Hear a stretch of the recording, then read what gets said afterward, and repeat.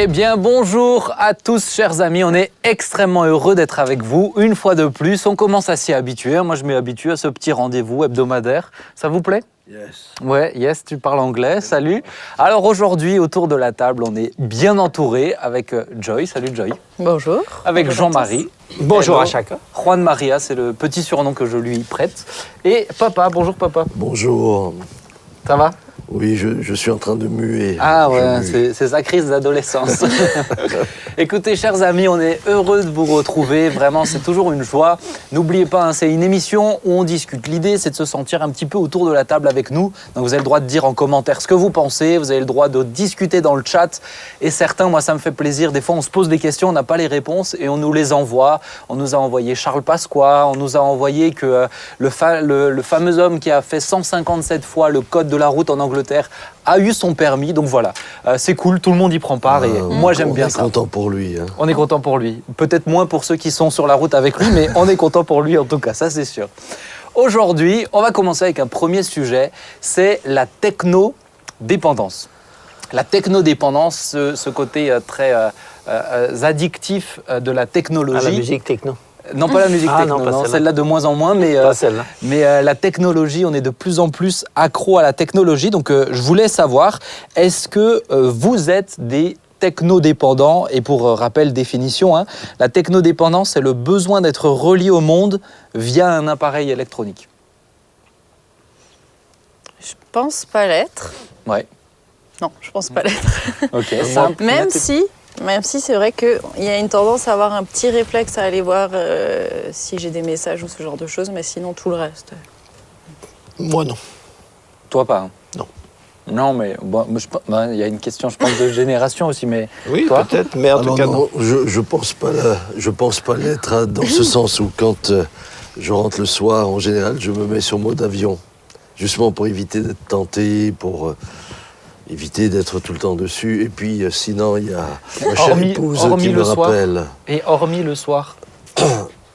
Alors, en journée, je remplis ma fonction de pasteur avec tous les messages qui arrivent. Je dois. C'est un instrument de travail pour moi. Oui, mais c'est vraiment un réflexe chez toi d'aller tout le temps dessus. Ce serait le souci de laisser quelqu'un sans réponse. Oh, c'est C'est beau, c'est beau. très Ah, optimiste. c'est beau, hein. par pure charité. Ah, il est généreux. Hein. Ah, dis donc. Non, mais parce que je vais quand même le dire. Vas-y. Dans notre famille, on a quand même un délire, c'est de s'envoyer une photo à chaque fois qu'on est chez notre père ou qu'on est ensemble. On le voit, il y a toujours une photo qui arrive de l'un d'entre nous, un moment avec toi, et on voit mon père sur son téléphone, alors que nous, les autres, on est ensemble. Tous réunis. Ah oui. Eh bien, justement, pendant que vous vous amusez, je veille. Oh là là, Oh. Voilà. Tu veilles sur nous, c'est Non. bien. Non, il est fort, hein. Il est très fort. Il est très fort. Alors moi, pour ma part, je dirais que je pense que j'ai cette tentation-là de la technodépendance. Pas tant sur les SMS. Moi, les SMS, j'ai trouvé une bonne solution, c'est que j'ai enlevé toutes les notifications. C'est-à-dire qu'aujourd'hui, même WhatsApp, etc., c'est une boîte aux lettres. J'y vais quand je le décide. On ne peut pas m'envoyer de SMS et ça vibre dans ma poche. C'est terminé ce monde-là pour moi et ça fait un bien fou. Maintenant, c'est vrai qu'on sent que ça grandit de plus en plus, en tout cas même dans la jeune génération, mais pas que la jeune. Hein. Moi, je vois des 40, cinquantenaires, voire soixantenaires qui sont constamment sur Facebook et qui, pour eux, Facebook, c'est le monde. C'est enfin, on connecte avec les gens, etc. Mais moi, j'ai remarqué un truc, je ne sais pas si ça se vérifie chez tout le monde, mais j'ai l'impression que certaines personnes qui ont justement dépassé peut-être la cinquantaine, enfin, je l'ai remarqué chez plusieurs personnes qui ont dépassé la cinquantaine, si elles reçoivent un message, ils ont besoin de regarder tout de suite. Moi, je sais que si je reçois un message et que, je sais pas, je suis en train de faire autre chose ou que je vais pas avoir ce besoin de regarder tout de suite. Mais j'ai remarqué que pour plusieurs un peu plus âgés comme ça, la tendance, c'est j'ai reçu un message, il faut que je regarde. C'est juste. Mais je pense que c'était la même philosophie que le téléphone avant. Dans le temps, quand les gens quand le téléphone sonnait, quoi qu'on fasse, il fallait absolument tout laisser et décrocher. Ça semblait pas possible de laisser le téléphone sonner et ne pas répondre. Donc si tu es avec quelqu'un qui est comme ça, tu es en train de lui expliquer quelque chose de très important, ça sonne et il te laisse comme ça. coupe tout. Voilà. C'est le cas encore aujourd'hui. C'est le cas encore aujourd'hui des personnes âgées. Dès que le téléphone sonne, j'étais l'autre jour chez une personne de plus de 80 ans. Le téléphone a sonné et le téléphone a toujours la priorité. Oui, c'est ça. D'ailleurs, un jour, j'étais chez quelqu'un que je connais très bien, dont je tairai le nom, qui, chaque fois que le téléphone sonne, il le prend. Et je lui dis, écoute, moi j'ai fait l'effort de me déplacer pour venir te voir. Maintenant, je me rends compte que le prioritaire est celui qui t'appelle par téléphone. Donc, je vais retourner chez moi et je t'appelle par téléphone. Au moins, je serai sûr de pouvoir te parler. Mais c'était un Quoi qu'il réflexe. arrive, oui. Et remarquez que c'était un réflexe qui est aussi lié à une forme de culpabilité. Si je ne décroche pas, il y a peut-être quelque chose de grave. Oui. Il y a peut-être quelque chose que j'aurais pu faire. Et donc, ne pas répondre, c'était quasiment laisser la personne dans la détresse, même si le coup de fil était à des années-lumière d'être grave. Voilà, c'était... Mais même aujourd'hui, c'est ce besoin d'être... j'existe pour les autres, ils m'écrivent, donc j'existe pour les autres. Et ne pas être là tout de suite, c'est est-ce que ça va durer encore on le retrouve dans les réseaux sociaux, etc. C'est tout le temps, c'est... Ah ben j'existe de cette manière-là, donc il faut que je sois disponible. Moi je sais que c'est à un moment donné, j'ai dû acter, je change ce mode de fonctionnement, parce que sinon on est noyé, moi sous les notifications, sous les... Il y a des fois où ça me pesait vraiment, je rentre et puis ça me pèse parce que ça s'arrête jamais. On fait ce qu'on a à faire dans nos journées, plus tout ce qui est via le téléphone, tout ce qui est via le reste, par exemple, même les messageries, Instagram, Facebook, etc. Pour certains, c'est le moyen de me contacter. Et donc, j'essaie de me rendre disponible, mais j'ai arrêté. J'ai arrêté parce que être disponible partout, Tout le temps. c'est être sursollicité au final. Tu es dispersé et puis après, tu fais plus rien ça. comme il faut et tu fais plus rien que tu choisis de faire. C'est ça. Moi, ce qui m'intéresse par rapport aux écrans, c'est de me dire, est-ce que ce que j'ai regardé, est-ce que finalement, après, est-ce que ça avait une valeur, est-ce que c'est important? Et si tous les gens repassaient une fois une journée en arrière, revenaient en arrière sur une journée, et se dire, mais ça, si j'avais pas répondu, est-ce que ça changeait quelque chose? Et puis ça et ça. Alors à la fin, tu t'aperçois que tu as gaspillé, il y a des gens qui ont gaspillé des heures comme ça dans une journée, des trucs qui apportent rien. Et le souci, c'est qu'on a gaspillé des heures au détriment de quelqu'un qui est à côté de nous.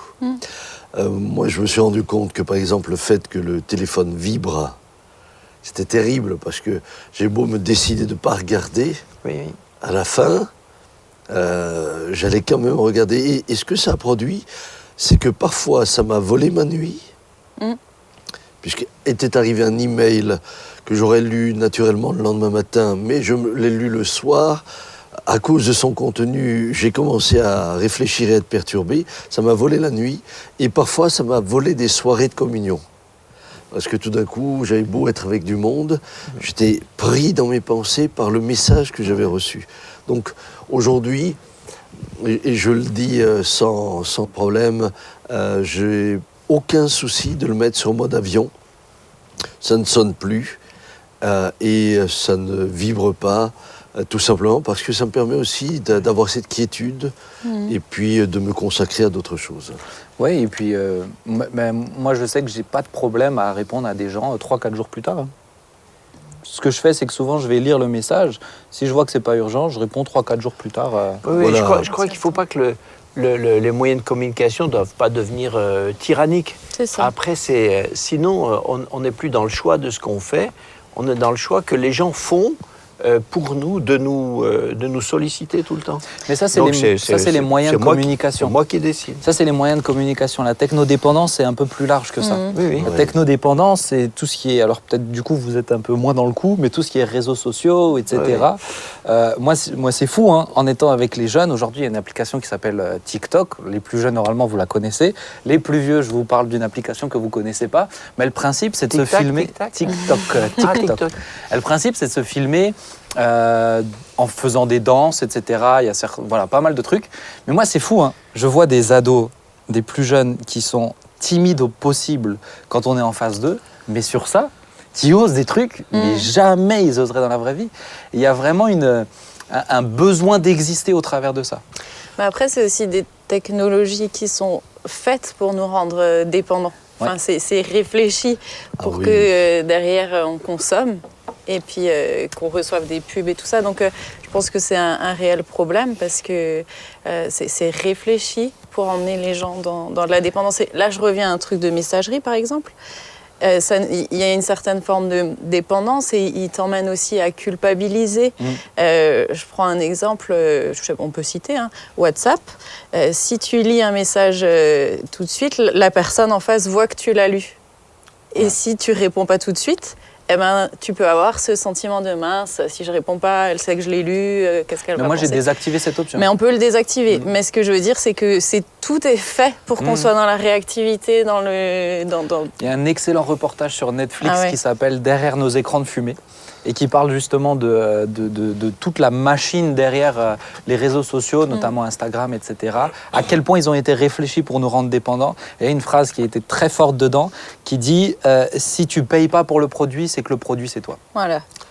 Et nous, on est le produit qui regardons les pubs. Ça, c'est violent. Excellent, ouais. C'est violent et c'est là qu'on se rend compte qu'on est dans un monde de manipulation terrible. D'ailleurs, si vous pouvez me montrer comment on peut désactiver le petit truc bleu, là, moi, ça m'intéresse. Ce que je sais maintenant, et je suis très heureux de cette émission, c'est que le jour où je me noie, je t'enverrai pas un message pour te dire « Secours-moi », puis se remettre 4 jours plus tard. Ah ouais, non, moi, il faut pas de chance que je sois mort à ce moment-là. Ah ouais, il faut m'appeler.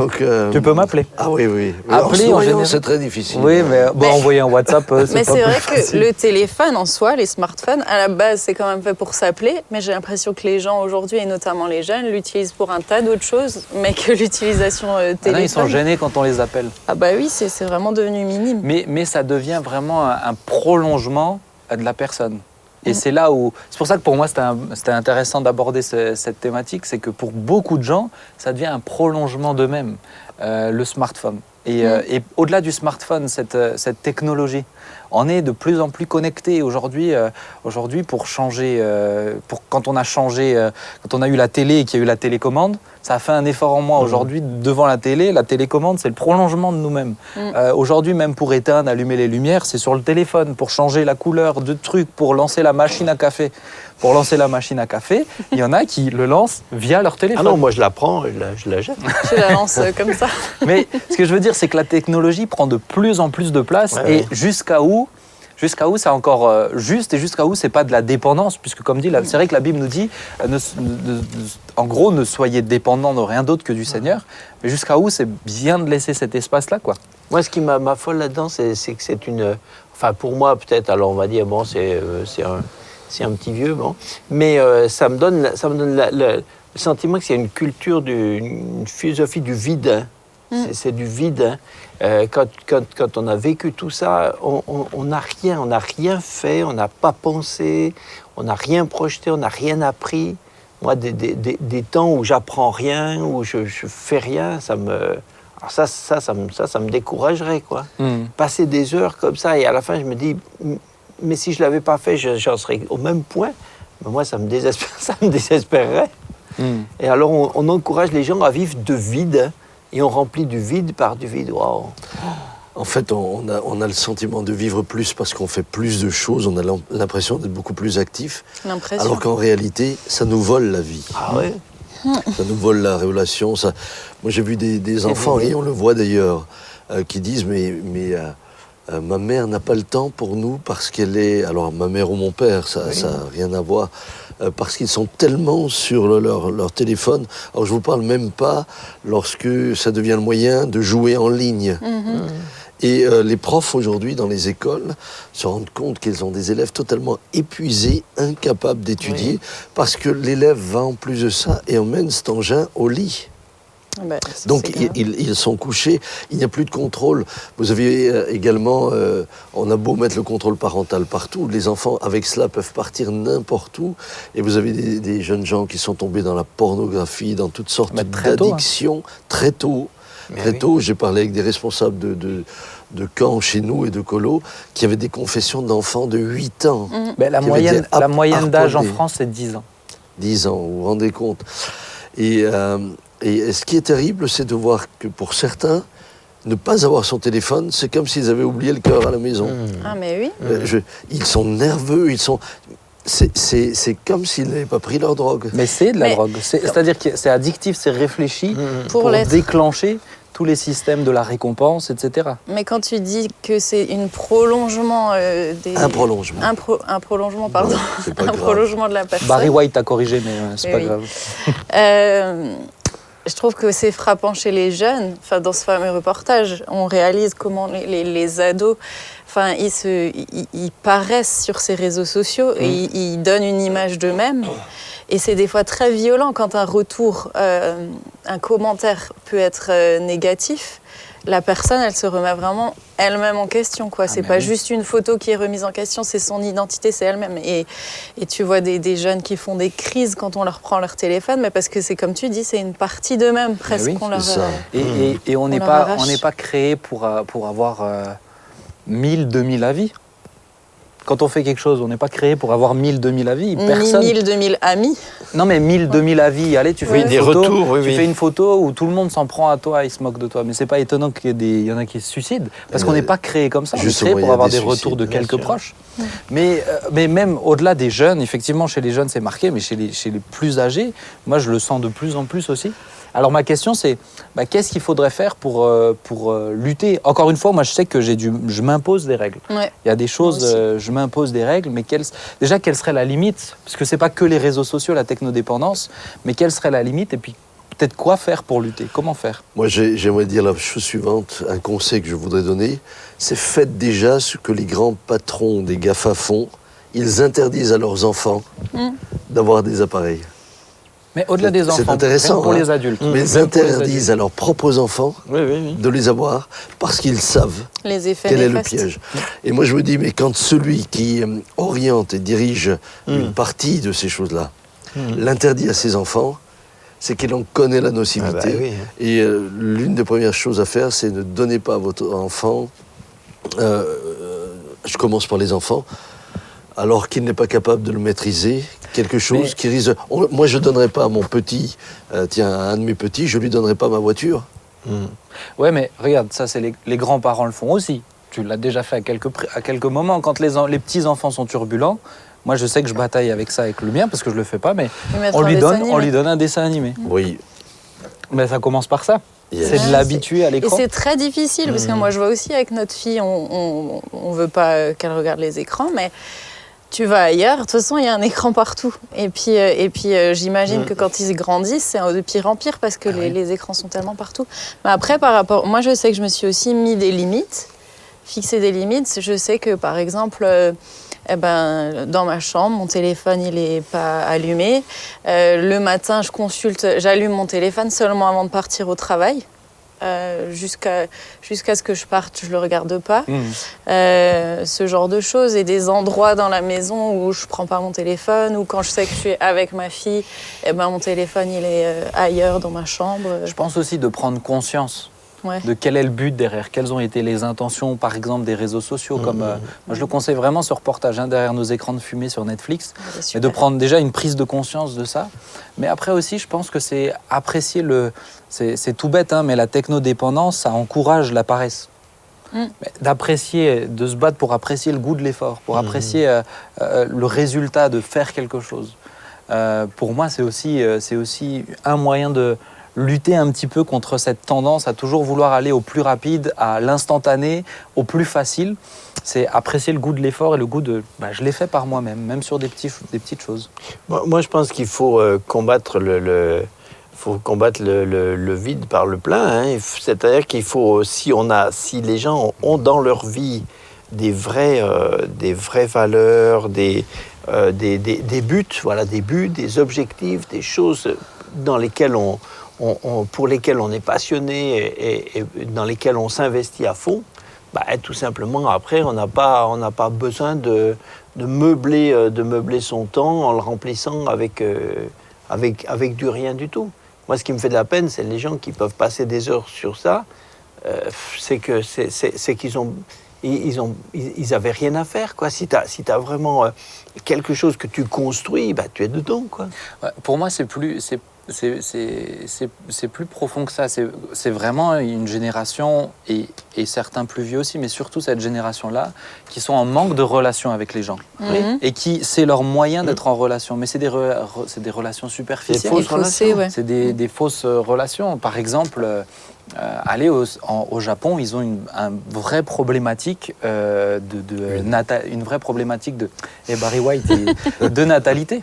Mais parce que les hommes et les femmes ne se rencontrent plus dans la vraie vie. Ils font que discuter. Et ils sont satisfaits de cette situation et ça crée de vrais problèmes. Mais dans la vraie vie, ils n'osent plus s'ouvrir, ils n'osent plus parler. Donc pour moi, c'est peut-être tous ceux qui passent par ça et pour qui le monde, c'est la technologie, c'est les réseaux, c'est battez-vous pour avoir de vraies relations. Peut-être vous n'en aurez pas 2000, mais vous en aurez 2, 3, mais des vraies. Et c'est sur celles-ci qu'on peut construire.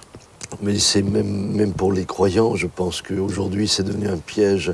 Je vois des gens qui passent de prédicateur en prédicateur, de théologie en théologie, et qui à la fin sont totalement perdus. Confus. Parce qu'elles n'ont jamais bâti elles-mêmes sur le fondement qu'est Christ et sur la parole de Dieu, en s'arrêtant et en commençant à méditer la Bible. Alors on est bombardé de versets, vous recevez je ne sais combien de versets par jour, mais il n'y a plus de méditation. Il n'y a plus un moment de dévotion.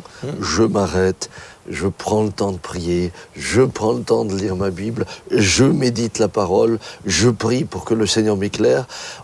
Pardonnez-moi, mais on va quasiment au produit fini et on consomme du produit fini. Et à la fin, vous pouvez être sûr, vous ne retenez rien. On n'a rien appris. Mais surtout, vous n'êtes pas changé. Vous n'êtes pas changé. Et je crois que c'est important de revenir, là aussi, comme il faut une relation aux autres, il faut une relation personnelle à Dieu.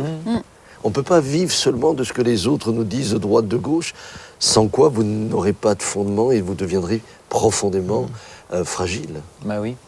En tout cas, voilà, on va s'arrêter sur cette thématique que moi je trouve très intéressante et surtout vraiment d'actualité. C'est sûr. Ça crée une génération aussi d'hommes et de femmes qui ont de vrais problèmes face à leur identité, face à leur image. Relationnel. Et c'est pas fini, puisque maintenant on veut faire des véhicules où il n'y a plus besoin de conduire, des véhicules où on s'assied dedans, où on aura le temps encore d'être sur des écrans, etc. Voilà, moi le but c'est pas je lutte pas contre les réseaux sociaux. Il y a du bon aussi, c'est des outils. Maintenant il faut le savoir le gérer comme un outil. C'est à nous de gérer l'outil et c'est pas à l'outil de nous gérer. Donc voilà, peut-être couper les notifications, laisser certains créneaux dans votre journée, mais soyez maître de l'outil, c'est extrêmement important. Savoir l'éteindre. Ouais. On va s'arrêter là. Pour cette. Bon, alors au revoir. Au revoir à tout le monde.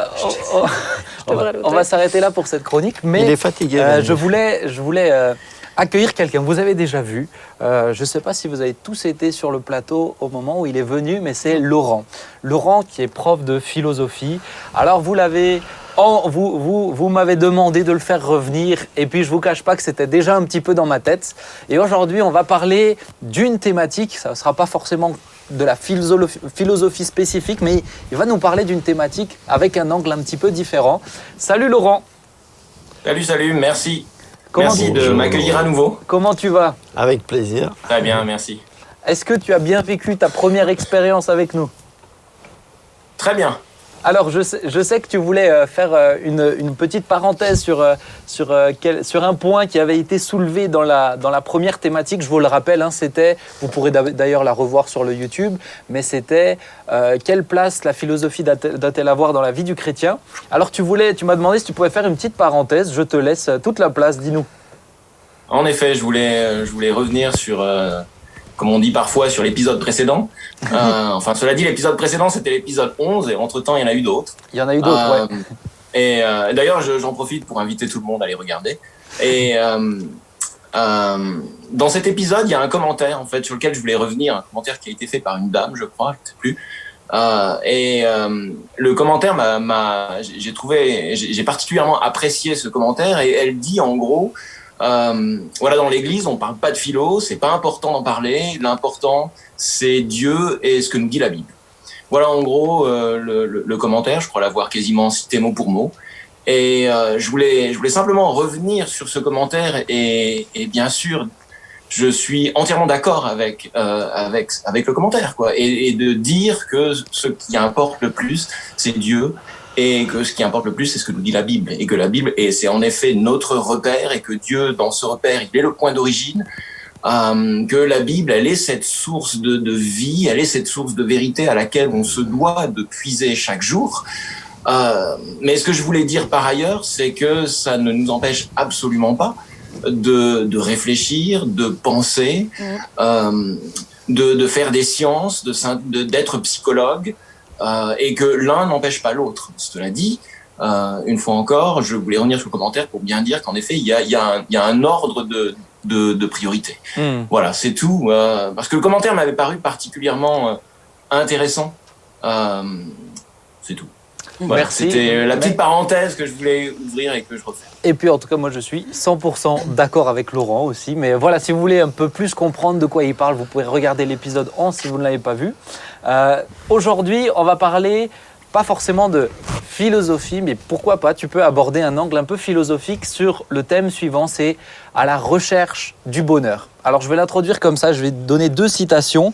Peut-être celle-ci, vous la connaissez, de Saint Augustin. Le bonheur, c'est de continuer à désirer ce qu'on possède. C'est beau. La deuxième, c'est Confucius. J'ai pas pris les plus récents, hein, mais tous les hommes pensent que le bonheur se trouve au sommet de la montagne alors qu'il réside dans la façon de la gravir. Et ça, pour moi, c'est vraiment extrêmement juste. Aujourd'hui, Laurent, je voulais qu'on aborde tous ensemble cette question du bonheur avec une première question. Est-ce que la définition du bonheur diffère selon les philosophes? Toi qui es prof de philo. Écoute, moi j'ai envie de commencer en disant, si on ouvre un dictionnaire, on va tous découvrir la même définition. Ouais. Et je pense que ce qu'il faut faire pour commencer déjà, c'est peut-être partir de ce qu'on pourrait appeler une définition minimale. En tout cas, c'est ce que je dis parfois à mes élèves. On va partir d'une définition minimale. C'est-à-dire qu'il y a quand même quelque chose sur quoi on peut s'entendre. Et j'ai encore vérifié hier la définition à force, je finis par la connaître par cœur, mais j'ai tout de même vérifié dans le dictionnaire. J'ai réouvert le dictionnaire et en effet, dans le dictionnaire, il est dit que le bonheur est un état de plénitude totale et de satisfaction complète. Donc jusque-là, on peut s'entendre. Mais j'allais dire que la définition elle-même, elle soulève tout un ensemble de questions, et ce sont les réponses à ces questions qui font qu'à un moment donné, il y a des différences qui commencent à émerger et qui se font jour en philosophie. Par exemple, ici, c'est de savoir, mais finalement, par plénitude, on entend quoi? C'est de se dire, très bien, mais la plénitude, on fait comment pour l'atteindre? Ou bien, est-ce qu'on peut l'atteindre? Ou bien, est-ce que cette plénitude, elle est finalement, on veut vraiment l'atteindre? Si on y réfléchit un peu, et là, je nous renvoie tous au message de Jean-Marie du mardi 2 mars sur Adam et Ève.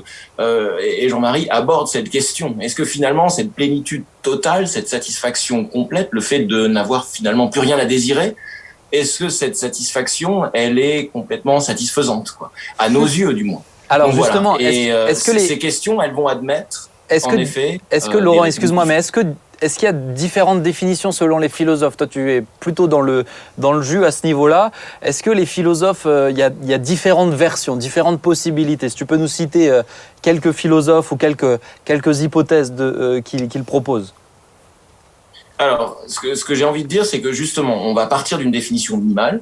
Ensuite, à cette définition, parce que derrière l'idée de bonheur, il va y avoir tout un ensemble d'idées. Il va y avoir l'idée de mérite, l'idée selon laquelle le bonheur se mérite. Il va y avoir l'idée de vertu, l'idée selon laquelle on ne peut pas être heureux sans être vertueux.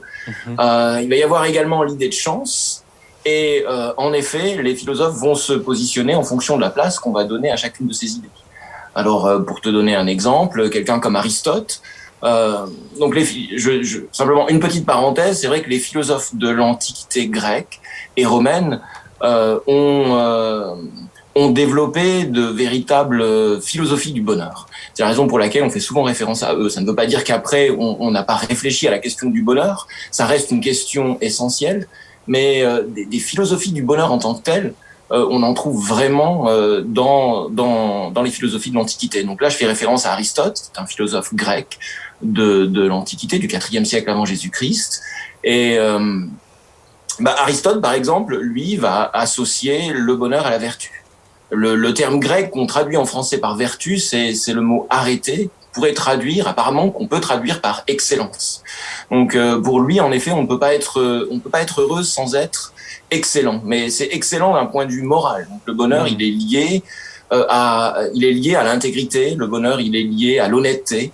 Donc voilà une première définition du bonheur. En même temps, Aristote, il est le premier à reconnaître que la chance est un ingrédient du bonheur. Il va prendre l'exemple de la beauté, il va prendre l'exemple du milieu d'origine, il va prendre aussi un exemple que je trouve assez touchant, qui est l'exemple d'un couple qui veut avoir des enfants et qui ne peut pas en avoir. Voilà, donc là on a une définition du bonheur. On en a évidemment d'autres, mais elles sont toutes, si tu veux, elles sont toutes indexées aux mêmes idées. Après, l'idée, c'est que c'est comme si on posait des couleurs. On a la chance, on a le mérite, on a la vertu, on a cette idée de plénitude. Et ces couleurs, on va les mélanger, en fait. Et on obtient à la fin des philosophies qui sont différentes, mais qui toutes se fondent sur des idées communes. Je pense que quand même le bonheur répond à ce qu'on pourrait appeler un dénominateur commun. Est-ce que alors je suis plus sûr du nom, mais c'est les hédonistes qui pour eux, c'est le plaisir absolument avant tout. C'est juste. Est-ce que ça, c'est aussi une forme de... Pour eux, c'est une forme de bonheur, du coup, d'assumer les plaisirs à outrance, etc. Les épicuriens. C'est les épicuriens. Les épicuriens. Alors, oui, alors là, on va... Je ne sais pas s'il faut qu'on entre dans des choses un peu techniques, mais en effet, on parlait tout à l'heure, on a notre dénominateur commun, on a dit, voilà, le bonheur, c'est un état de plénitude, de satisfaction. Et en effet, pour les hédonistes, comme tu l'as dit, Benjamin, c'est-à-dire ceux qui vont placer, qui définissent, qui vont indexer en fait à la satisfaction le plaisir. Ils n'y voient rien d'autre que le plaisir. Alors, il y a plusieurs formes d'hédonisme. Il y a en effet un hédonisme un peu démesuré qui consiste finalement à considérer qu'une vie de bonheur c'est une alternance de plaisir. C'est pas du tout la philosophie d'Épicure. L'épicurisme, c'est une forme d'hédonisme, mais c'est pas un hédonisme démesuré. Au contraire, pour Épicure, en fait, il ne faut répondre qu'aux désirs qu'il appelle naturels et nécessaires. D'accord. C'est-à-dire qui répondent à un manque objectif du corps et de l'âme. Tous les désirs qui, une fois satisfaits, vont contribuer à ce qu'il appelle l'ataraxie, c'est le mot grec, qu'on pourrait traduire par tranquillité. La tranquillité du corps, donc c'est la santé du corps, et puis la tranquillité de l'âme, ce serait, pourquoi pas, la sérénité. Ici, on pourrait remplacer ici ataraxie ou tranquillité par sérénité. Donc l'épicurisme, contrairement à ce qu'on croit, n'est pas du tout un hédonisme débridé. Ouais, c'est ça. Totalement débridé. C'est au contraire quelque chose de très mesuré. C'est une véritable philosophie du contentement. Mais donc Laurent, excuse-moi, je te coupe, mais si je comprends bien, pour avancer un petit peu dans la réflexion, mais si tout le monde n'a pas la même définition du bonheur, est-ce que tout le monde peut vivre le bonheur ? Alors, il y a quand même cette expression qui dit le malheur des uns fait le bonheur des autres. La même définition, si, c'est quand même, Laurent il disait quand même, il y a une définition commune, parce que c'est cet état de plénitude et de bien-être intérieur. Donc la définition, elle est la même pour tout le monde. J'ai l'impression que c'est les moyens d'y arriver, selon les uns les autres. Regarde par exemple les hédonistes, si je comprends bien, qui ont une vie complètement débridée, et ceux qui sont de la pensée de Aristote, qui vont dire non, c'est la vertu, etc. Est-ce que tout le monde peut vivre cette notion de bonheur si on n'a pas tous au moins les mêmes moyens d'y arriver ? Alors, avant de répondre à ta question, Benjamin, donc on a notre dénominateur commun, et ce qu'il faudrait peut-être ajouter, c'est qu'en effet, la conception qu'on a du bonheur, comment on pourrait dire ça, elle est toujours adossée, en fait, à une certaine vision des choses, et également à des convictions, c'est-à-dire à des choses dont on est persuadé. On prenait l'exemple tout à l'heure d'Épicure. Pour Épicure, en fait, il y a toute une vision des choses qui va informer sa conception du bonheur. L'idée selon laquelle, par exemple, l'homme est là par hasard. L'existence est contingente. Pour Épicure, finalement, les dieux existent, mais les dieux ne se soucient pas des hommes. Et à partir de là, finalement, il ne reste à l'homme qu'une chose, c'est ce que va dire Épicure, je cite, il va dire « Il ne reste à l'homme qu'à jouir des choses du monde. Il n'a plus que ça, le monde se réduit à ce qu'il est. » Donc tu vois, il y a cette idée vraiment qu'on a une définition commune et qu'ensuite la conception, c'est-à-dire ce qu'on va y mettre dessous, elle vient toujours s'adosser à une certaine vision des choses. Si on pense à nouveau à notre acte 17 auquel on avait fait référence la fois passée, quand Paul est à Athènes, on a non seulement les épicuriens qui échangent avec Paul, mais également les stoïciens.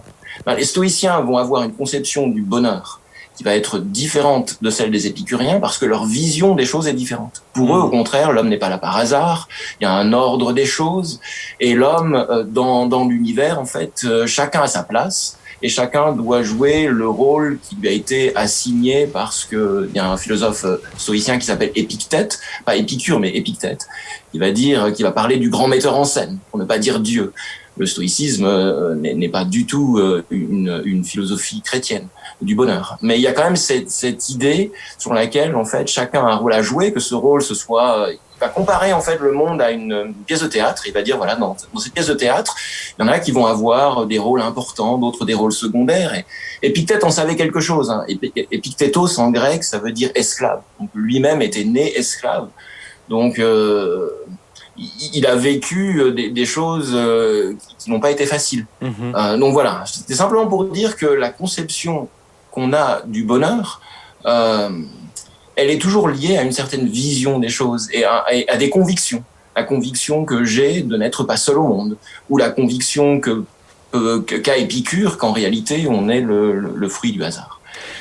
Voilà, ça c'était pour terminer. Maintenant, Benjamin, j'en reviens à ta question. Alors, ta question, c'est quoi, en fait d'accord, ok, en fait, je m'en vas-y. souviens plus. Ma question, c'était, mais est-ce que si tout le monde n'a pas la même conception du bonheur, tout le monde peut-il vivre le bonheur?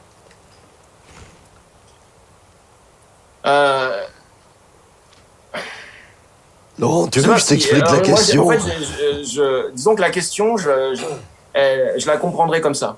Si tout le monde n'a pas la même conception du bonheur, est-ce que tout le monde va, vivre le bonheur différemment? Là, la réponse, évidemment, forcément, c'est oui.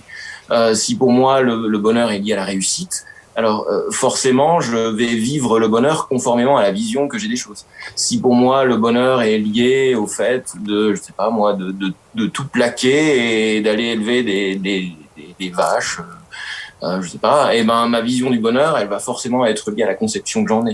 Mais tu vois, on a vu des gens aller parce que pour eux le bonheur c'est vivre et profiter de la vie, quitter leur femme, quitter leur famille. Est-ce que ça rend pas un peu malheureux la femme et la famille? Forcément, ouais. Non, je vois ce que tu veux dire. Et donc, par exemple, si j'en reviens à ce que je disais, en effet, si quelqu'un va indexer le bonheur, c'est-à-dire que si pour lui bonheur égale état de plénitude, mais que cette plénitude, il l'associe à la réussite sociale, à la prospérité, coûte que coûte, ou si quelqu'un va associer le bonheur au divertissement, en effet, la probabilité que ces gens-là soient déçus, elle est quand même, à nos yeux en tout cas, elle est relativement élevée. Et donc en effet, il est fort probable que ces gens ne vivent pas le bonheur qu'ils ont imaginé. En fait. Et ils ont fait du bonheur un idéal dans leur imagination. Ils sont partis du principe que s'ils réussissaient, par exemple, ils seraient heureux. Et cette réussite ne va d'une part pas forcément leur apporter le bonheur imaginé, ou bien ils ne réussiront pas. Et donc ils auront le sentiment d'avoir totalement échoué. C'est pour ça Jean-Marie, tu voulais intervenir? Oui, c'est pour ça que je trouvais que c'était vraiment intéressant de revenir aux questions de définition, parce que si quelqu'un a une définition du bonheur qui est idéaliste et utopique, par là même, il est condamné à ne jamais connaître le bonheur. Tout à fait. Ou si quelqu'un, par exemple, comme tu le disais, Benjamin, dans l'exemple que tu as pris, va indexer le bonheur au plaisir et uniquement au plaisir. Là, il y a aussi la probabilité que la personne soit déçue, ou la probabilité, si on reprend l'exemple que tu as pris, que la personne finalement finisse par regretter les choix qu'elle a faits, parce que ces choix étaient uniquement motivés par ses désirs. Tu as pris l'exemple de désir charnel, mais ça peut être le désir de réussite, ça peut être le désir de gloire, le désir de pouvoir, le désir de grandeur, et ces désirs peuvent en effet égarer celui qui ne sait pas les maîtriser. vous parliez tout à l'heure de technodépendance, et ben de la même manière, je dirais que nos désirs, ils sont peut-être là, mais il faut en faire quelque chose. Et en effet, celui qui n'est pas capable de les maîtriser ou qui n'est pas capable peut-être, comme Épicure nous invite à faire, de classer les désirs, eh ben risque de se fourvoyer, de s'égarer, et finalement, au lieu de vivre le bonheur qu'il avait imaginé, il finit, comme tu l'as dit, par vivre par avoir des remords, par vivre dans les regrets, le regret d'avoir en effet blessé sa famille, et il pourra jamais effacer ce qu'il a fait. Par exemple, s'il a tout plaqué, s'il a quitté tout le monde pour pouvoir assouvir le désir qu'il a alors qu'il n'est plus tout jeune, de pouvoir vivre avec quelqu'un qu'il est davantage, en effet, il pourra jamais effacer les choix qu'il a fait. Tu voulais Et ces intervenir? choix étaient motivés par des désirs qui, en effet, vont l'égarer plus qu'autre chose. Moi, j'ai constaté une chose à différentes reprises aussi, voilà, dans ma vie, au travers de mon ministère, c'est que très souvent, les gens s'étaient fixés des objectifs en pensant que lorsqu'ils les auraient réalisés, ils auraient atteint le bonheur. Et leur malheur, c'est quand ils ont atteint leur objectif, ils se sont rendus compte que loin d'être le bonheur, c'était la désillusion. Ouais, et puis qu'est-ce qu'on fait après, quoi?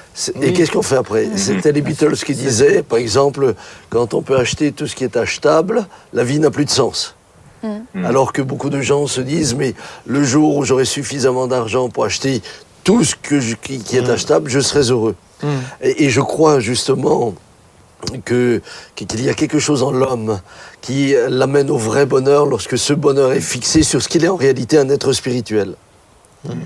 C'est-à-dire, il est plus que réduit à... l'homme est plus que simplement de la chair, des os, etc. Il a reçu un esprit. Et lorsque l'homme rentre en communion avec celui qui l'a créé, à ce moment-là, avec peu de choses, il peut être dans le bonheur. J'ai toujours été frappé par ce verset qui dit « Fais de l'Éternel tes délices, et il te donnera ce que ton cœur désire. » Ou recommande ton sort à l'Éternel et il agira. Et l'apôtre Paul qui dit la piété et le contentement sont une grande source de gain. Donc on se rend compte que tout d'un coup, c'est plus tant ce que je possède, ce que j'ai, l'importance qu'on me donne ou qu'on ne me donne pas, le bonheur est ailleurs. Le bonheur est dans une relation avec celui qui nous a créés. Et c'est ce que j'ai dit souvent à des personnes qui, hier encore, j'étais avec une personne âgée hier, qui m'expliquait que son père était un très très grand industriel, mais il était tellement pris par la réussite industrielle que finalement sa fille, il l'a mis dans un pensionnat. Alors elle avait tout, l'argent, etc., etc. Mais ça a totalement détruit la vie de sa fille. Et lui a fini finalement isolé. Oui, parce qu'il a construit sur des valeurs qui étaient finalement fragiles et qui n'étaient pas le bonheur.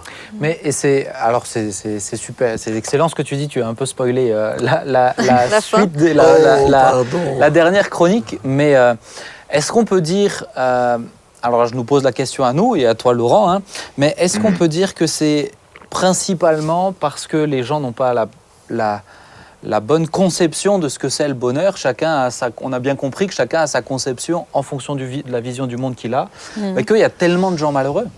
Parce qu'on parle du bonheur tout le temps, on parle du temps d'Aristote, on en parlait, aujourd'hui on en parle encore. Christophe Maé, il y a quelques années, a fait une chanson qui s'intitulait « Il est où le bonheur, il est où ?» C'est constamment aujourd'hui, tout ce qui est bien-être, tout ce qui est épanouissement, tout ce qui est coach personnel, c'est constant. Mais il y a tellement de gens malheureux. Moi, je suis tombé sur des statistiques qui font peur. Hein. Sur une statistique entre 2010 et 2016, c'est... regardez, les 20-25 ans, c'est 20% des jeunes de 20-25 ans qui se disent être malheureux. Je monte maintenant chez les 75 ans, c'est 40%. Wow. Donc, ça, c'est des statistiques de l'INSEE, donc c'est des choses qui sont assez précises. Et plus la tranche d'âge monte, alors dans la période des 50-60 ans, ça se calme un petit peu, mais plus l'âge monte, et plus justement, il y a une forme de désillusion, j'ai l'impression. Oui. Donc, c'est vrai. Jean-Marie, toi non, c'est pas vrai. Mais est-ce que c'est parce que la vision, Moi, je suis content. la vision du bonheur ou la vision du monde qui est erronée, qui est finalement tellement de gens malheureux. Moi, j'avais aussi un peu... J'ai ouvert mon dictionnaire avant l'émission. J'ai fait un peu de philo quand j'étais plus jeune. Et j'étais tombée du coup sur 2 définitions. Il y avait en effet état de complète satisfaction, mais il y avait aussi bonne chance, circonstances favorables. Et moi, j'ai l'impression qu'en fait, les gens... On ne peut pas être heureux quand c'est à des circonstances qu'on s'attache, parce que forcément, les circonstances de nos vies, ce que tu disais, la réussite, le plaisir, nos circonstances, elles évoluent tout le temps. Et moi, le sentiment que j'ai, que la vraie définition état de complète satisfaction constante, elle ne peut pas être attachée à des circonstances. Et si on s'attache à des circonstances, et comme tu disais, bon, ça va spoiler la suite de l'émission, mais pas s'attacher à celui qui ne change pas, je ne pense pas qu'on puisse être dans un état de complète satisfaction. C'est une question que je voulais poser, parce que moi, je connais des gens, alors après, je ne les connais pas, je ne suis pas avec eux H24, mais des gens qui se contentent de pas grand, qui ont une belle famille, etc., qui n'ont pas le Seigneur. Et qui sont heureux. Mais qui sont heureux. Oui. Donc, est-ce que c'est forcément uniquement quand on a Jésus qu'on peut être heureux, ou est-ce qu'il y a d'autres possibilités d'être heureux? Moi, ce que le bonheur, plutôt. Ce que j'aurais aimé, si tu as les stats, mais c'est pas possible, mais j'aurais aimé essayer de comparer le sentiment global des gens de notre génération, par exemple, d'être heureux, et puis ceux si on remontait il y a 30 ans, il y a 50 ans, il y a 100 ans. Est-ce qu'on était plus heureux? Est-ce que globalement on était plus heureux au Moyen-Âge ou au 1er siècle, etc. Et en fait, moi j'ai l'impression que des gens qui étaient avant le gars qui avait sa ferme avec sa famille, ils s'entendaient bien en famille, et puis ils avaient leur petit travail, etc. Alors certes, il n'y avait peut-être pas l'eau courante dans la maison, etc. Mais je pense qu'il y avait beaucoup de gens qui avaient un sentiment de satisfaction dans la vie, qui était bien plus élevé que maintenant. Parce que le rapport entre ce qu'ils avaient et ce qu'ils étaient censés ne pas avoir était faible. Tandis que maintenant, le rapport entre ce qu'on a et ce qu'on pourrait avoir est démesuré. Donc les gens sont toujours, sont jamais, à part comme disait Sam tout à l'heure, dans le Seigneur, enfin avec une autre valeur, mais les gens aujourd'hui ne sont jamais satisfaits. Il leur manque toujours beaucoup plus que ce qu'ils ont. Tandis qu'avant, beaucoup de gens étaient satisfaits ils étaient satisfaits de leur vie. Mais il faut aussi dire que dans le passé, les moyens de comparaison étaient beaucoup moins importants. Oui. Aujourd'hui, vous ouvrez une télévision et puis tout d'un coup, vous vous rendez compte que tu peux avoir une vie incroyable à cet endroit-là, etc. Donc, ça, au Moyen-Âge, ils n'avaient pas le problème. Ça se limitait quand même d'une manière très, très, très proche de l'endroit où ils vivaient, etc. Il n'y avait pas non plus toute cette, justement, cette convoitise possible, parce que... et cette convoitise qui revient quand même à ce qu'est l'homme. Il convoite toujours ce qu'il n'a pas. Est-ce qu'au fond d'eux-mêmes, ils étaient quand même pleinement heureux? Enfin, ça, je sais pas et ça, il n'était peut-être pas plus ou pas moins, puis ça dépend des cas et tout ça. Mais le progrès, pour moi, le progrès en lui-même, le progrès est toxique. Parce que le progrès est toujours en train de t'amener à désirer plus et créer de la convoitise tout le temps, tout le temps. Et il crée plus de convoitise que de satisfaction. Mais moi, je rejoins un petit peu ce qu'on disait là, ce que Laurent disait aussi, mais c'est, pour moi, le bonheur... moi, je suis dans le bonheur parce que je suis bien en moi-même. C'est-à-dire que je sois insatisfait d'une situation où ma voiture, elle est en rade, etc. C'est pas ça qui va m'ôter le bonheur. Je suis bien au fond de moi-même. Donc, avec du progrès ou sans progrès, je rejoins Joy quand même. Est-ce que, entre être satisfait et être dans le bonheur, c'est deux choses qui sont un petit peu différentes quand même, je trouve. Mais d'être juste en paix avec soi-même, en paix à l'intérieur de soi, c'est ça le véritable bonheur. Et effectivement, construire sur l'argent, construire sur le sommet de la montagne, comme Confucius le disait, sans en apprécier le chemin, en ayant mis sa famille de côté, en ayant mis les relations, en ayant mis tellement de choses de côté, c'est sûr que là, on peut pas atteindre le bonheur. Le bonheur, on ne l'atteint pas, on le vit. Oui, mais l'alpiniste, comment tu appelles Confucius là? Confucius. L'alpiniste. Mais lui, c'est pas qu'il aime, c'est pas qu'il aime le sommet de la montagne. Ça, c'est pas son. Ce qu'il aime, c'est monter. C'est le chemin. C'est ça. Donc, sa conclusion, à mon avis, est fausse.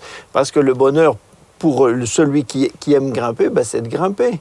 Donc c'était pas le sommet de la montagne, c'était un faux objectif.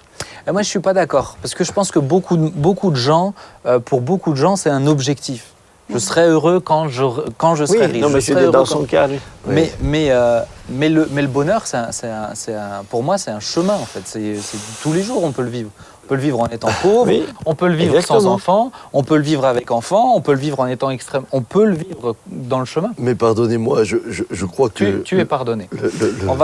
Ah, c'est gentil, il m'a absous. Moi, ce qui me semble, c'est qu'on a justement fait, dans la société dans laquelle on est, alors je ne connaissais pas les sociétés précédentes, mais on a fait du bonheur une marchandisation. C'est-à-dire que le bonheur, c'est devenu quelque chose de mercantile. Et pour moi, nous sommes enfermés dans un système économique qui dépend de ce besoin de créer toujours du besoin, en laissant penser que quand tu auras assouvi tes besoins, tu auras atteint le bonheur. Mais le problème, c'est que toute notre économie repose là-dessus. Pourquoi on a besoin d'une voiture plus grande ? En réalité, on n'a pas besoin. Si notre vieille 2 chevaux nous amène de A à B, elle remplit sa fonction.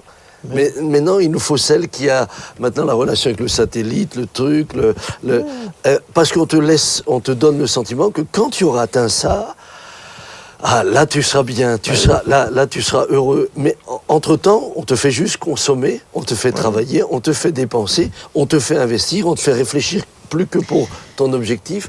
Mais ça vient aussi, je trouve que c'est vrai, mais ça vient aussi répondre à ce qu'est l'homme au fond de lui. Besoin d'être un peu au-dessus des autres. Alors si j'ai cette nouvelle voiture, je serai aussi un petit peu au-dessus des autres. Donc il y a le système et il y a le cœur de l'homme en fait. Mais il y a le cœur de l'homme. Mais si l'homme n'était pas orgueilleux, la pub serait inefficace. Mais c'est ça. Il y a le cœur de l'homme. Elle marche que comme ça. Il faut l'appeler parce que c'est. Finalement, le péché est quand même un excellent moyen de manipuler les gens. Bien sûr. Les amis, le temps passe vraiment vite. Mais Laurent, je veux juste te remercier en tout cas pour ces réflexions que tu nous prêtes, qui prêtent matière à discuter. C'est moi qui vous ai écouté avec beaucoup d'attention. Vous avez dit beaucoup de choses. Mais on t'a aussi bien écouté, je te rassure. Si je devais simplement conclure, c'est qu'en effet, plus on fait du bonheur un objectif, plus on vit dans une illusion, en fait. Et comme vous l'avez très bien dit, dans une société consumériste, on fait du bonheur un objectif lié à des marques, lié à des produits, lié à du divertissement. Mais c'est vrai que plus on fait du bonheur un objectif, plus le risque de déception est grand. Et en fait, la satisfaction, c'est quelque chose qu'on cultive par une attitude. Je pense que nous qui sommes chrétiens, et je sais que là vous allez peut-être en discuter davantage, mais nous qui sommes chrétiens, finalement, cette attitude, on ne peut véritablement l'avoir qu'en ayant été transformé, parce que comme tu l'as dit, Johanna, l'homme en nous ne change pas. La convoitise, enfin l'homme a toujours convoité, alors il avait peut-être moins de choses à convoiter, mais ce caractère un peu mimétique du désir qui consiste à désirer ce que l'autre possède, ou ce que l'autre désire, ça je pense pas que ce soit forcément nouveau en fait. Le mimétisme du désir, il est ancré en l'homme. Cette convoitise, elle est ancrée en l'homme, mais c'est l'homme nouveau finalement qui seul peut véritablement être satisfait. Alors, je veux pas non plus empiéter sur ce que vous allez peut-être être amené à dire, mais je pense que cette attitude qui consiste à cultiver le contentement ou la satisfaction, en fait, elle n'est possible qu'à partir du moment où, justement, on a été transformé par Jésus, quoi. Qui lui seul peut nous permettre, d'une certaine manière, de faire taire la chair en nous. Avec tous les combats que ça peut impliquer aussi, parce que tu disais tout à l'heure, Benjamin, moi je suis tout le temps satisfait. Bon, c'est génial, hein, mais je dois te dire qu'en ce qui me concerne... Non, j'ai pas dit je suis tout le temps satisfait. Parfois... J'ai pas dit je suis tout le temps satisfait. J'ai dit je peux vivre le bonheur même si ma voiture va mal, même s'il me manque quelque chose. Au contraire. Moi, j'allais dire justement que parfois, c'est un véritable combat qu'on doit mener contre l'ancienne nature. C'est ça. Ce que je veux dire par là, c'est que se plaindre, c'est quand même facile. Et c'est souvent d'ailleurs dans les moments un petit peu passables de la vie, c'est dans la vie de tous les jours, qu'il va falloir d'une certaine manière revenir à Dieu. Et se soumettre tout à nouveau à lui pour pouvoir véritablement changer d'attitude. Je pense qu'on peut faire tous les efforts qu'on veut. Tu sais, tu parlais tout à l'heure de développement personnel ou d'épanouissement personnel, c'est très à la mode. Et se dire, voilà, pour être heureux, il faut que tu te débarrasses de telles habitudes, mais les habitudes, elles reviennent au galop. Et la seule manière finalement de se débarrasser de cette nature qui revient au galop, chasser le naturel, il revient au galop, c'est par le surnaturel, d'une certaine manière. Et c'est pourquoi tu disais tout à l'heure, est-ce qu'on peut être heureux sans être chrétien? En tout cas, moi, j'ai vu des gens qui l'étaient sans forcément être chrétien. Je pense que tu n'as pas tort. Mais pour nous, il y a quand même un vrai bonheur. Véritable bonheur, avec tout le combat qu'il implique en termes de discipline, revenir à Dieu régulièrement, constamment, j'allais dire. Mais il y a quand même un véritable bonheur, me semble-t-il. Il n'y a pas de relativisme, il n'y a pas de relativisme possible. Je suis d'accord avec toi, Laurent. Je crois que c'est toi, Samuel, tout à l'heure, qui disait, et pardon, je sais Benjamin, que je suis en train dis donc, on met sur play et tu t'arrêtes jamais. Mais quand tu as commencé tout à l'heure à parler je m'arrête en fait. Il vaut mieux que je m'arrête? Non, Termine ta phrase, mais il va falloir vraiment qu'on avance ensuite. Ouais, écoute, j'arrête parce qu'en fait, j'allais commencer autre chose. Pascal, en fait, je me suis dit, tiens, ce serait Laurent, on pourra se revoir pour en parler. On te fera revenir avec joie, Laurent. Merci beaucoup pour ces instants. Si tu veux nous faire venir dans ton cours, et puis on leur fait un petit cours aussi, nous. Dans ta classe. Laurent, merci beaucoup pour ces instants. Et puis, merci aussi pour ton précieux temps que tu nous accordes. C'est vraiment génial. Merci. À bientôt. Merci. À bientôt. À très, très bientôt. Merci. Bye bye. Ouais, dis donc, il est fidèle à l'équipe, mais extrêmement intéressant. Il allait commencer à parler de Pascal, je crois. Mais je pense qu'il allait parler de plein d'autres choses. Mais je voulais juste terminer en posant cette question sans trop s'étendre, parce que le temps passe vraiment. J'ai pas envie que les gens s'endorment en face de nous, là. Mais c'est vrai qu'on parle du bonheur, etc. Et c'est vrai que c'est un souci qu'on a. Maintenant, ma question, c'est est-ce que la quête du bonheur doit-elle être la priorité chez le chrétien ? Est-ce que cette quête-là de « je suis bien », est-ce que ça doit être la priorité du chrétien ? Je pense que la quête du bonheur est en chaque homme parce qu'elle contribue à sa paix aussi. Lorsque l'homme est heureux, lorsque l'homme est dans la joie, lorsque l'homme est dans la paix, c'est un tout. Dieu ne nous a pas créés pour nous tourmenter tout le temps. Non. Mais je crois, et je rejoins ce que disait Laurent tout à l'heure, c'est que ce stade-là, finalement, n'est que possible à partir du moment où Christ a vraiment pris sa place dans nos cœurs. Moi, ce qui m'inquiète parfois, et je réfléchis à mes propres combats au travers de mes années de ministère, c'est que je me suis rendu compte que tout ce qu'on a dit, finalement, des gens qui sont non-croyants, on le retrouve dans l'Église. Ben oui. Tu as toutes ces personnes, et pardonnez-moi si je vous secoue un peu, ou si je secoue un peu l'arbre, mais il y a toutes ces personnes qui disent « Ah, mais quand je serai pasteur, je serai heureux. Ah, quand je serai évangéliste. » Et ils ont simplement transféré leurs objectifs dans le domaine spirituel, mais la quête... Le sommet de la montagne. Le sommet de la montagne, mais la quête, c'est la même. Et elle n'est pas plus spirituelle. C'est ça ce que je voudrais dire. Elle n'est pas plus spirituelle que celle du type qui veut atteindre son objectif de grande entreprise. Dans son entreprise, oui. Si la motivation, si notre cœur n'est pas circoncis, si nous ne sommes pas libérés de cette nature du péché, alors ce sera juste qu'un moyen de nous élever à nouveau.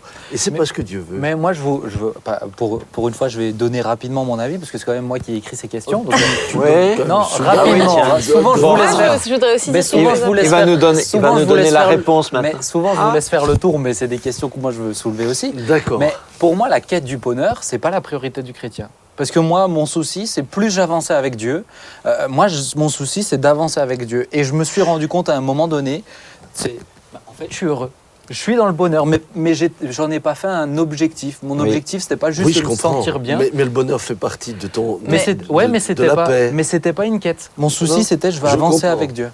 Moi, je pense Je me place vite fait entre vous. Ah, Vas-y. Je te- Parce que du coup, j'ai réfléchi un petit peu cette semaine à la notion du bonheur. Et dans bonheur, c'est une nouvelle définition, mais à la base, ça vient de bon et de heur.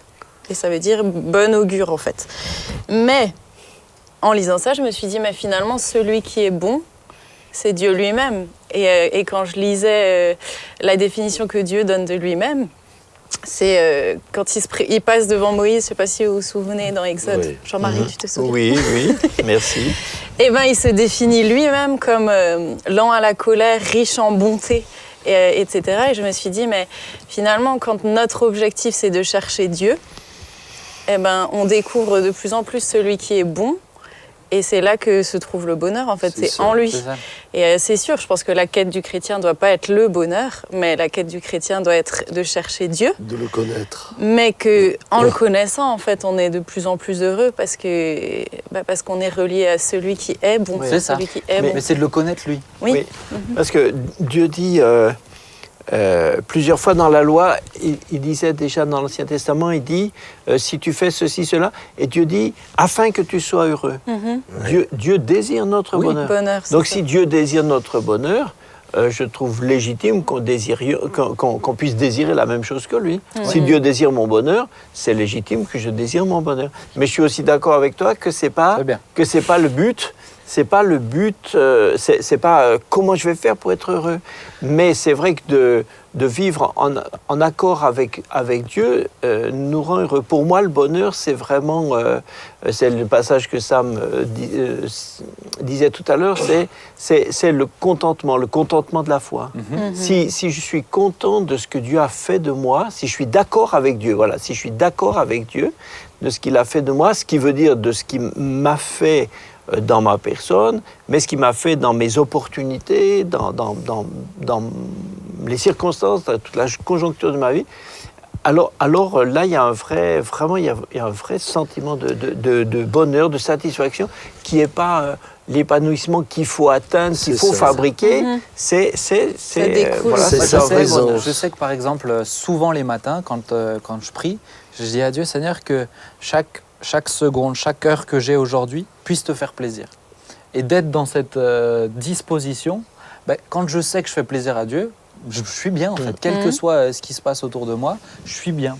Et ça m'aide d'ailleurs à avoir un bon équilibre dans comment gérer les choses. Mais pourquoi j'évoque cette question? Non mais attends, pourquoi j'évoque cette Il question? lève le doigt, c'est que j'ai bien, jamais vu hein. ça quand même. Non mais il a fallu parce des qu'il a émissions. mal à la gorge. Mais pourquoi j'évoque cette question? C'est parce que, à cause de ça, on a déjà abordé le thème de la théologie de la prospérité, etc. On a mis sous une étiquette très chrétienne, comme tu le disais, des choses qui sont finalement très charnelles. Il y a un pasteur un jour qui a dit à ses ouailles, il a dit, si vous deviez aller au ciel et qu'au ciel il n'y a rien, juste Jésus. Et qu'il y a un autre ciel où il y a tout. Pas de maladie, pas de grincement de dents, tout, mais pas Jésus. Où est-ce que vous irez? C'est la citation que tu as faite de aussi David Wilkerson l'autre jour. Où est-ce que vous irez? Et c'est une vraie question. Parce que je crains que des fois, c'est ce qui nous rapporte à nous, qui nous fait croire qu'on est heureux. Et Je me pourtant, réjouis que tu m'écoutes de temps en temps. C'est beau. T'as cité ça? Non, dans ce sens-là, l'autre jour. Ah, d'accord. Moi, Mais c'est pas moi qui l'ai cité, c'est Ah, voilà. David Wilkerson qui allait dans ce sens-là. J'ai trouvé Ah, mais que je ce qu'il a suis écrit 100%. a été admirable. C'était formidable. 100% Maintenant, toute l'Écriture nous apprend à mourir à nous-mêmes pour laisser vivre Christ. Et c'est pour ça que Christ en moi, l'espérance de la gloire. Il faut que je diminue afin qu'il croisse. Et aujourd'hui, après des années, je pense que Jean-Marie peut le dire, et puis plus on avance en âge, plus Christ prend de la place, mais plus notre bonheur, plus on est heureux. En fait. plus on est heureux. Et le bonheur, sans être un but, augmente. Pourquoi? Et je m'en suis rendu compte lorsque j'étais très malade, il y a maintenant exactement un an, j'étais couché il y a un an, que je ne sais pas si j'allais rester ou partir. Eh bien, finalement, tout ce qui a fait mon bonheur à ce moment-là, c'était lui. C'est ça. Tout le reste, la voiture, la réussite, ou une maison, ou le fait d'avoir un nom, mais c'est zéro, c'est zéro. C'est le fait de l'avoir servi lui. Et là, tout d'un coup, je vivais dans un moment dans lequel beaucoup de personnes sont angoissées, je vivais un grand moment de paix et je peux le dire de bonheur. Mais et je suis à fond d'accord avec toi, mais j'ai envie d'encourager peut-être les plus jeunes qui nous regardent. C'est pas que uniquement lorsque vous serez vieux que vous pourrez l'atteindre. Moi, je vous garantis que ça fait plusieurs années que vraiment je suis bien. Et plus on le vit jeune, et plus beau sera le voyage. Et ce qui est trop beau, c'est de se dire que le Seigneur prend plaisir à ça, à notre bonheur. C'est ça. Et puis ça va progresser. Et puis en plus, on ira de l'avant. Il veut nous voir heureux. Ouais. Et j'en suis heureux de le rendre heureux. C'est vraiment mon souci. Excellent. Les amis, le temps est passé. Vous savez que vous avez le droit de mettre pause quand c'est un peu long, etc. C'est YouTube, les amis. C'est pas une émission télé qui ne repasse plus. Vous pouvez la regarder quand vous voulez. La regarder 2-3 fois. Vous pouvez la partager à vos amis. Peut-être ceux qui sont en manque de joie, de bonne humeur. C'est peut-être le moment de les éveiller sur ces choses-là. C'est pas le sommet de la montagne, c'est un voyage. Et le voyage est merveilleux quand on est avec Jésus. Donc je vous encourage, on vous encourage. Et puis pour nous, en tout cas, moi, ça a été une joie d'aborder ces thématiques. Joy, est-ce que tu voudrais bien prier pour terminer? Et puis ensuite, on va se dire au revoir. Seigneur, nous te bénissons pour ces moments passés ensemble. Merci pour ta présence. Et Seigneur, merci pour le bonheur que c'est d'être tes enfants, de faire partie de ta famille, Seigneur, et de te découvrir de plus en plus. Père, je te prie, permets-nous de marcher fidèlement sur ce chemin et de connaître ton cœur de Père de plus en plus profondément, Seigneur. Merci de nous vouloir heureux, merci de nous aimer tant, Père. Et je te prie de bénir tous ceux et celles, Seigneur, qui regardent cette émission, qu'ils puissent eux aussi, Seigneur, connaître ce bonheur de te connaître, Père. Amen. Amen. Je le vois terminer par une chanson. Vas-y, Barry White. Si tu veux le bonheur, alors le vrai bonheur. aujourd'hui, Quel bonheur de le connaître, l'ami qui ne saurait changer. Avec cette voix, c'est bas pour maître, pour défenseur et pour berger. Chantons, chantons, d'un cœur joyeux. Le grand amour sur il va aller plus vite. Rédempteur, ça fait un peu taverne. Hein. qui vint à nous du haut des cieux et nous sauva du destructeur. C'est beau, il a jamais voulu chanter, juste au moment où il se met à muer, il décide de prendre des chansons. C'est bon, on a un adolescent qui a appris des chansons du 18e siècle. C'est ça le bonheur. Moi, je regrette, j'aurais voulu poser alors une question sur les piqûres d'insectes, mais C'est dommage. Tu lui demanderas. je lui demanderai une autre fois. J'ai pas eu le temps. En tout cas, chers amis, vous voyez, le bonheur, ça se résume dans pas grand-chose. C'est un merveilleux voyage. Que Dieu vous bénisse. À vendredi prochain. N'oubliez pas, likez, partagez et regardez-la si vous voulez avec des amis. Ça pourrait être l'occasion de bien discuter ensuite derrière. Yes. À bientôt. Ciao, ciao. Bye bye. Bye.